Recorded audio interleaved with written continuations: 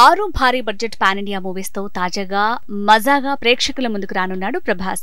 వాటిలో శ్రీరామునిగా ప్రభాస్ నటిస్తోన్న పౌరాణిక చిత్రం ఆదిపురుష్ 2023 జనవరి 12న సంక్రాంతి కానుకగా రిలీజ్ కానుంది.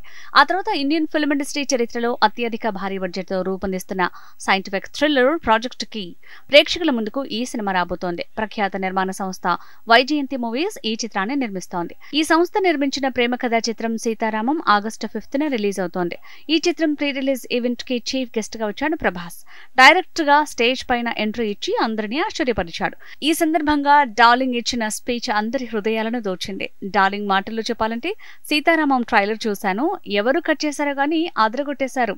Dulquer most handsome hero, Mrunal గొప్ప నటి, కశ్మీర్, రష్యాలలో ఎంతో కష్టపడి షూట్ చేశారని తెలిసింది. ఒక ప్రేమ కథకు భారీ ఖర్చు చేసిన నిర్మాత అశ్విని దత్ సాహసం గొప్పది.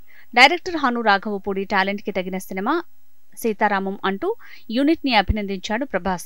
తన ప్రసంగం ముగింపులో థియేటర్ గురించి ప్రభాస్ చెప్పిన కొటేషన్ గొప్ప హైలైట్ గా నిలిచింది. మన ఇంట్లో పూజ గది ఉందని గుడికి వెళ్లటం మానేస్తామా? సినీ రంగంలో థియేటరే గుడి, ఆ స్థానం మీరిచ్చిందే. అందువల్ల సీతారామం సినిమాని థియేటర్లోనే చూడండి అని తన ప్రసంగానికి అద్భుతమైన ఫినిషింగ్ టచ్ ఇచ్చాడు ప్రభాస్.